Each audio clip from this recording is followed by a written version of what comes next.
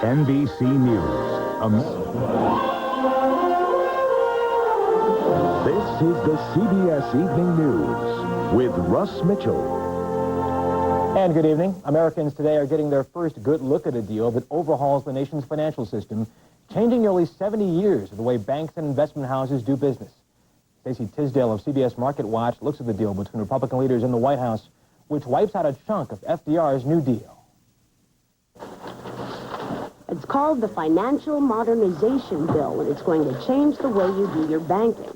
The measure would allow people to bank, buy insurance, and trade stocks, all with the same company. It's a historic step forward, and that's repealing a Depression-made piece of legislation that now is clearly out of date. If signed, the bill would dismantle a law created in 1933 following the 1929 stock market crash.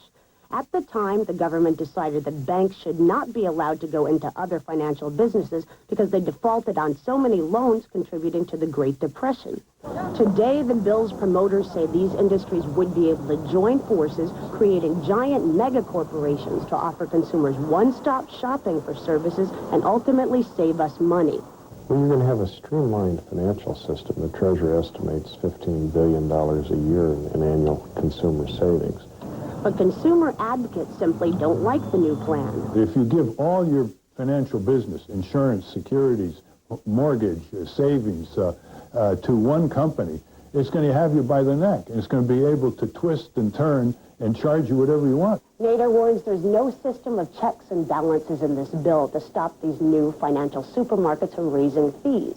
And he says as competition shrinks as these companies merge, consumers will have fewer and fewer choices. It's going to massively concentrate resources, insurance, banking, securities, into a few giant conglomerates.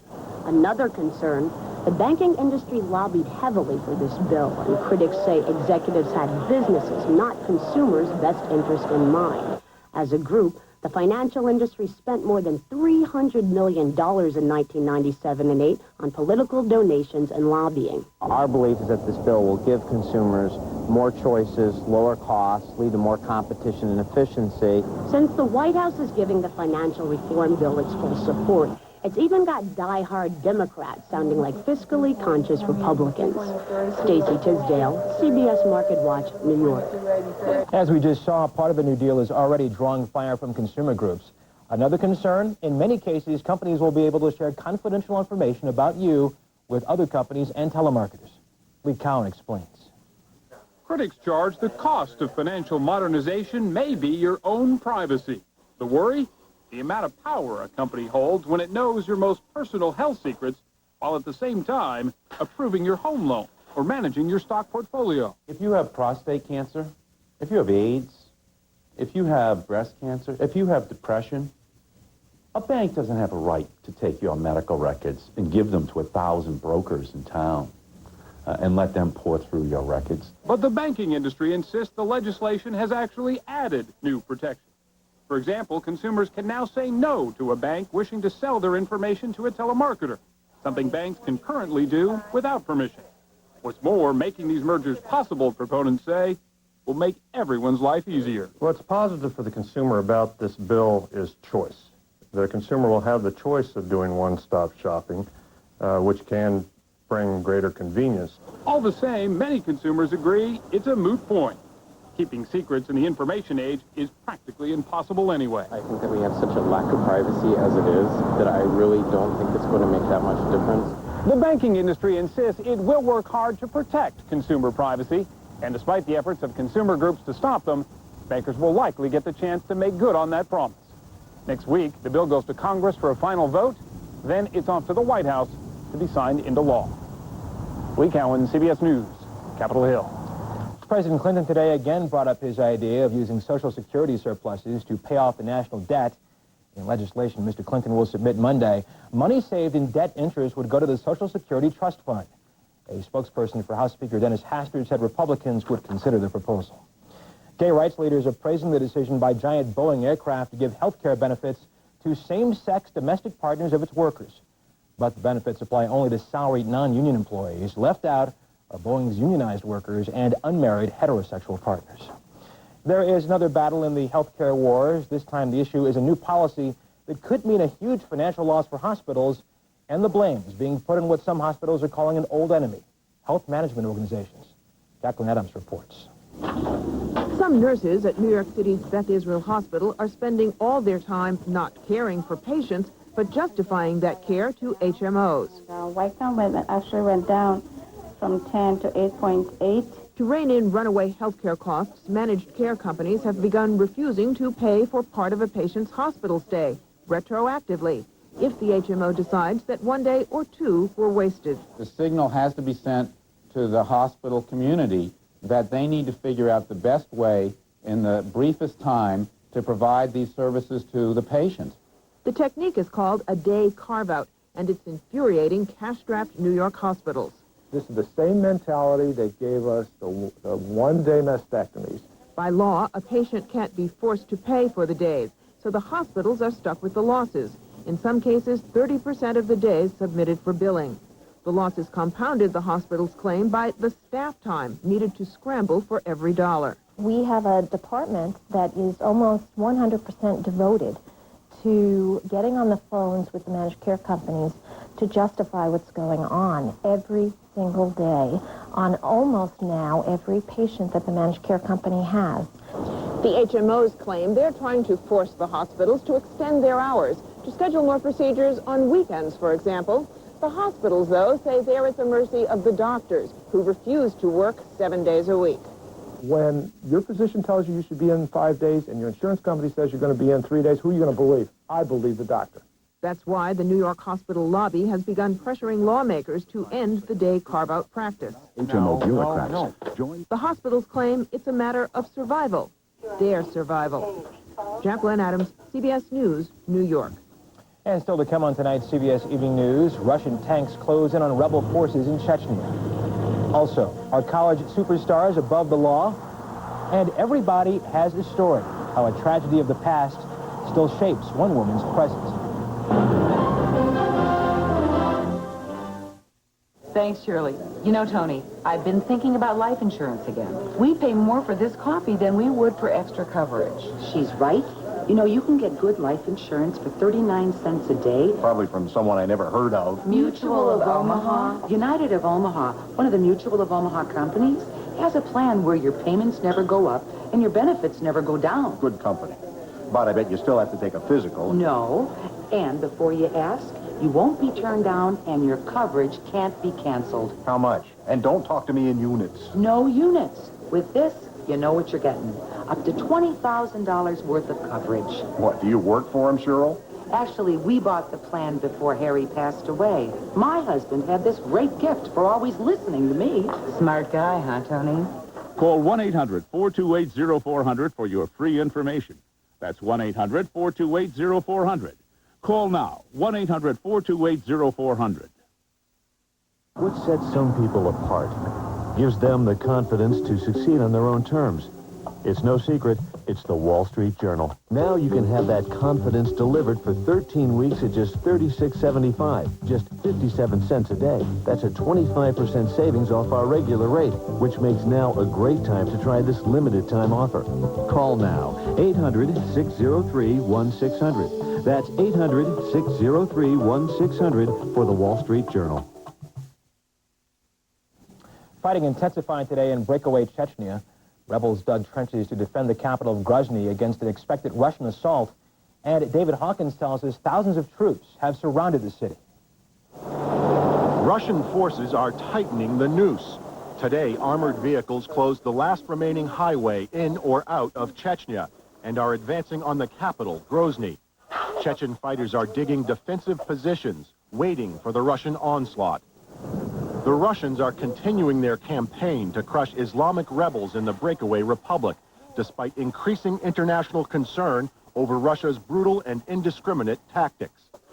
And Russia still denies responsibility for a deadly missile attack on a crowded market in downtown Grozny, which killed at least 60 people, including several women and children.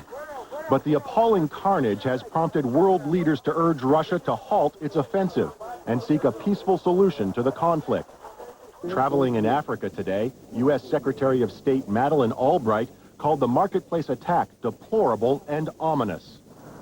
Russia has offered contradictory and callous excuses for the attack, claiming no civilians were killed, and blames the marketplace explosions on the Chechens themselves.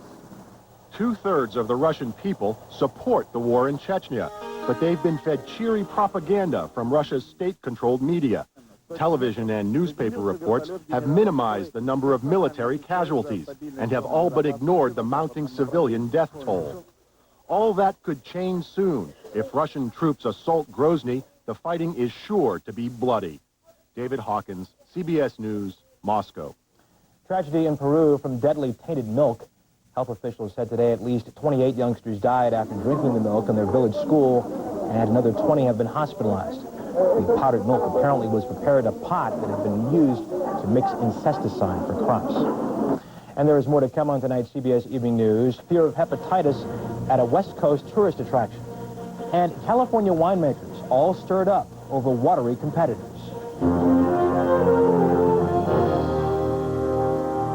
Problems recording your favorite TV show? Let the VCR Copilot take over. The easy, fast way to record your favorite shows. No confusing menus or complicated manuals. Just pick the channel you want to record. And with a Copilot, it's as easy as 1, 2, 3. 1, pick the day. 2, set the start time. 3, set the stop time. That's it. Records the exact time and day you choose. Anybody can do it. Never miss a show again. The VCR Copilot. Available at Big Kmart, Fred Meyer, Walgreens, and participating Ace Hardware. What's taking the vacuum cleaner world by storm? Cyclone power. And who started it all? Phantom, the people who brought cyclone power to the world. The Phantom Fury vacuum. I was in the cleaning service for about 18 years. It really is the best vacuum cleaner I've ever used in my life.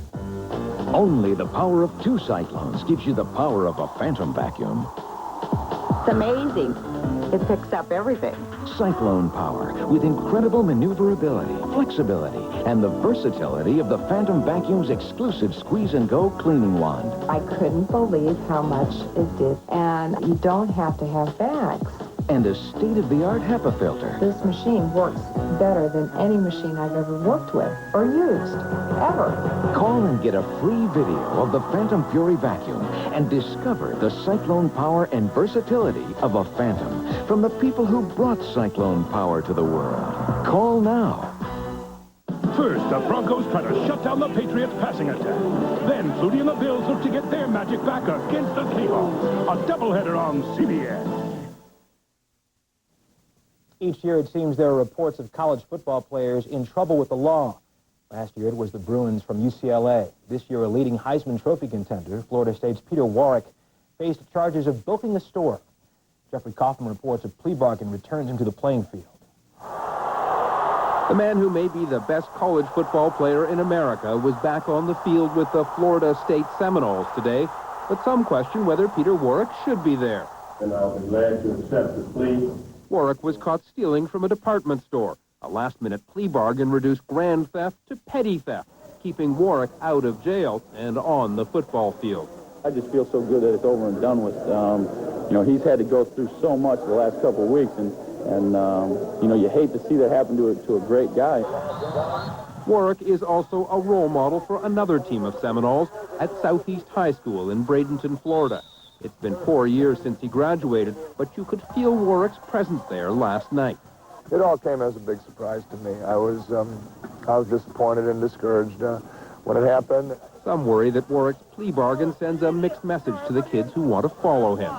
I don't think he really got off easy. I just think that, you know, it took some time to work through, things, how they actually were going to punish him. We send a message that they get so many opportunities, and maybe we ought to stop doing that. And perhaps maybe this will be a lesson to a lot of people, but I fear that they get too many chances to begin with. The lesson they try to teach is that not everyone gets a second chance, even if Peter Warrick did.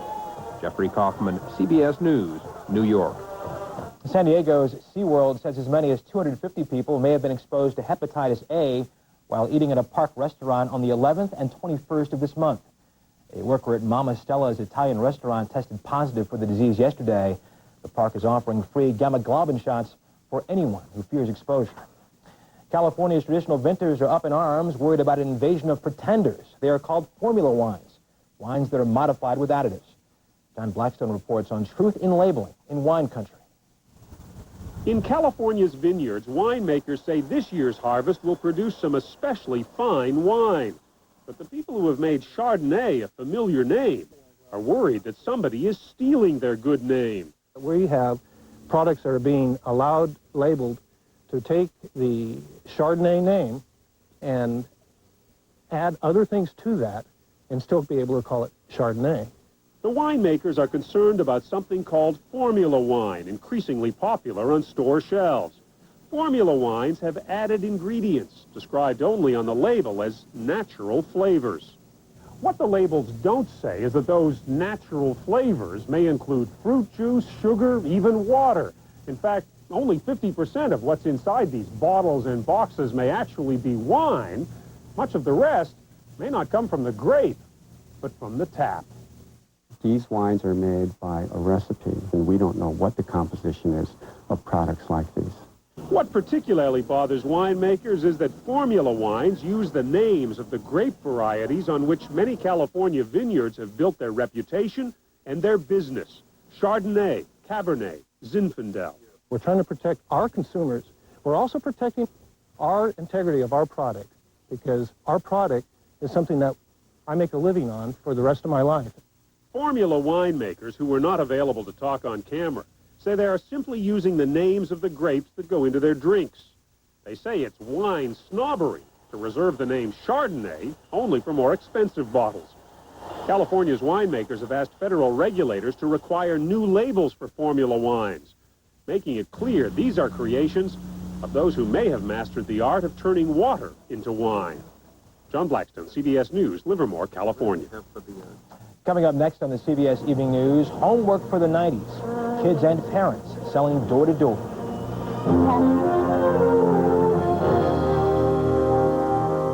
Larry King for Time Life. Hey, who's this tough-looking bunch of guys? That's me with my buddies back in 1950. Photos like this always bring back memories of my years in Brooklyn, but let me tell you, this new book by Time Life, The 50s, really takes me home. It's part of our American century, a decade-by-decade scrapbook of our lives. What we drove, how we looked, who made us laugh and captured our hearts. It's all we experienced together. It's just incredible. Whether you're 19 or 90, you're part of this story, and Time Life captured it all. From our biggest trials and triumphs to the captivating details of our everyday lives. Turning the pages, you'll experience what life was like and see how we came to be who we are today. Each decade is filled with treasures only Time Life could bring you. My favorite is the 50s. You've got to see it to believe it. Call now to get Time Life's The 50s for just $9.99. Use your credit card and get this bonus book, The 60s, absolutely free. If the 50s defined our innocence, the 60s saw us come of age. And it's all here, from the voices and the struggles to the movies and the music that started a revolution.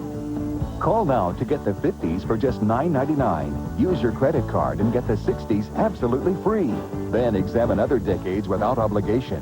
Satisfaction guaranteed. Folks, no one can tell our story like Time Life. You'll smile.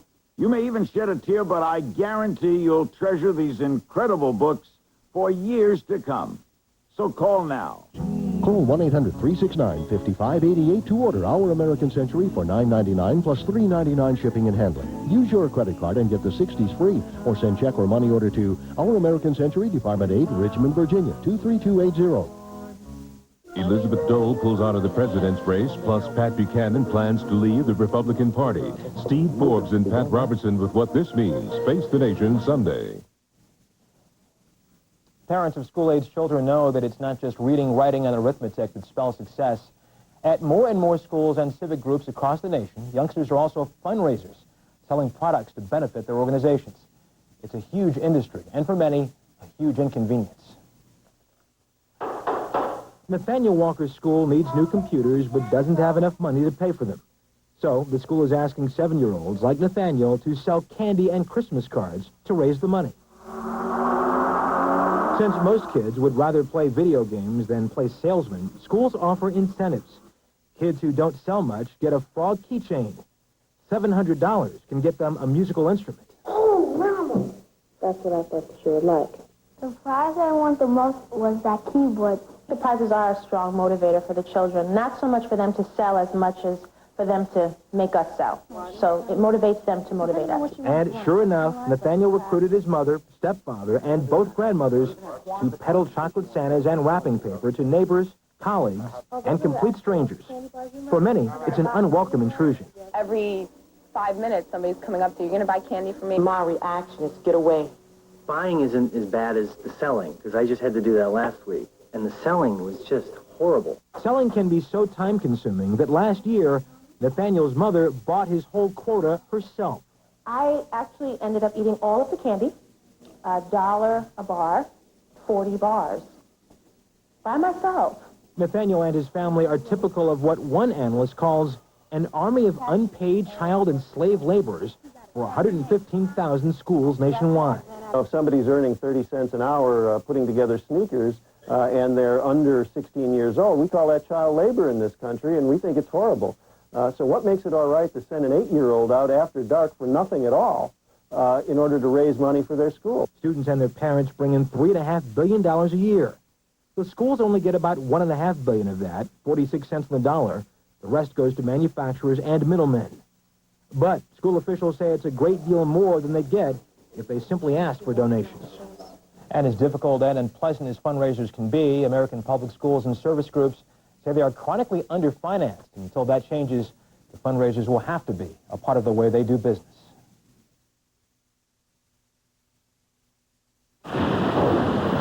You can't control Mother Nature. Experts report that weather patterns are changing fast, making it harder for anyone to say, a flood can't happen to me. In fact, in the last few years, floods have hit all 50 states. Thousands of victims learned too late that homeowners insurance doesn't cover floods, but National Flood Insurance does. Even weather experts can't outsmart Mother Nature. So call your insurance agent, or for free information, call this number now. Sometimes a job calls for more than just one screwdriver, but you're not exactly sure which ones you need. That's why Sears created the Craftsman all-in-one screwdriver. It has 6 full-size Craftsman quality screwdriver blades built into the handle. 3 slotted and 3 Phillips head blades in the sizes you use them most. Need a different blade? A quick change couldn't be easier. The compact size fits just about anywhere. Almost everyone has a kitchen drawer where they keep tools handy. But you'd have to keep 6 different screwdrivers in there to do the job of the Craftsman all-in-one. It's a great value at only $19.99, and like other Craftsman hand tools, the all-in-one screwdriver is guaranteed forever. Don't want to carry a whole set of screwdrivers? Just take the all-in-one. You've always got the right screwdriver at your fingertips. It's so convenient and versatile, you'll want to take it everywhere. The all-in-one screwdriver makes a great gift, too. Order yours today. Call 1-800-803-5115 to order the Craftsman all-in-one screwdriver. Call now. The jobs of tomorrow are here, thousands of them, waiting to be filled. But you have to know the fields they're in, and you have to have what it takes to master those fields. Because you can't get the jobs of tomorrow until you get the skills of today. Start by calling ITT Technical Institute. We'll send you an informative brochure on tomorrow's careers and what it takes to get them. Call 1-800-ITT-TECH. Mary's a runner at 82. It sounds incredible, but research points to living much longer in the next century. I would be disappointed if we could not extend human lifespan by 30 to 50 years. Mike Wallace looks at how it'll happen when we launch a special series, Countdown to 2000, Monday on the CBS Evening News with Dan Rather. When life deals someone an unfair hand at an early age, the pain can last a lifetime. But sometimes a parent's love can offer relief and hope. That's what Steve Hartman discovered in a place where everybody has a story.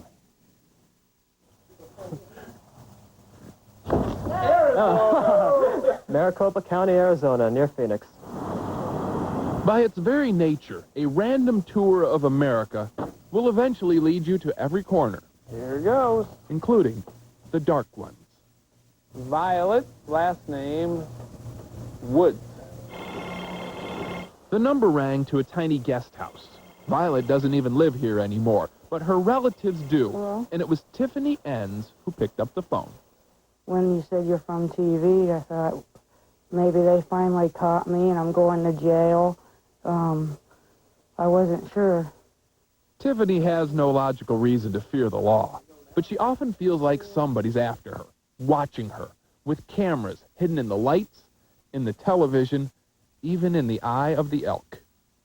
I can always tell when she's having a bad day. I'll come home and there'll be a towel hanging over its face. Barbara Saltzman is Tiffany's mom. And I'll say, you having problems today? And she'll tell me, yeah.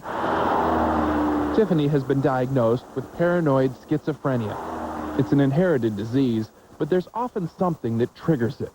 And you think you know why she is the way she is? Yeah, I do. Early on the morning of July 4th, 1978, Barbara found her youngest son at the bottom of their swimming pool. The paramedics tried to work on him, but he was already gone. But what you don't know, what no one knew until many years later, is that that boy wasn't alone when he drowned. His 5-year-old sister Tiffany was right there watching. But she was too little to help. She panicked, ran into the house and hid, and never mentioned it to anyone. I grabbed his hand, and he just slipped out of my hand. So I used to call myself a murderer, and I collected a lot of dead animals and kept them in my room. And she hasn't really been better since. Today, Tiffany spends most of her time going to a place called Survivors United. It's a drop-in center where people with psychiatric disorders whittle away the day. And 39. Her life represents a whole lot of people that have been forgotten. G46. Yeah. Sue Davis is an advocate for the mentally ill. It's a triage system. It's a way of prioritizing care. And those who complain the loudest, the squeaky wheel, gets the attention. Right now, Tiffany isn't getting any counseling or vocational rehab. Sue Davis says the only thing that separates her from the streets is her medication and her mother. When I have good days with her, I accept it and enjoy them. Days like this one. Tiffany was in good spirits the whole time we were here, clearly thrilled that at least for once, the camera was real. After all the paranoia of being on camera, and now she likes it. There you go. Mansfield, Ohio. Until then, I'm Steve Hartman, CBS News in Phoenix, Arizona. There is an encouraging postscript to Tiffany's story. Since Steve saw her, a state agency has ruled that she's qualified for counseling and rehabilitation. She's now on the waiting list for a home of her own. And that's the CBS Evening News. Tomorrow on Sunday morning, the drop in military recruitment. Then on Face the Nation, Campaign 2000, Pat Buchanan's future. Thanks for joining us this Saturday evening. I'm Russ Mitchell, CBS News, New York. Good night. For news 24 hours a day, CBS.com on the Internet and on our interactive partner, America Online, at keyword CBS News.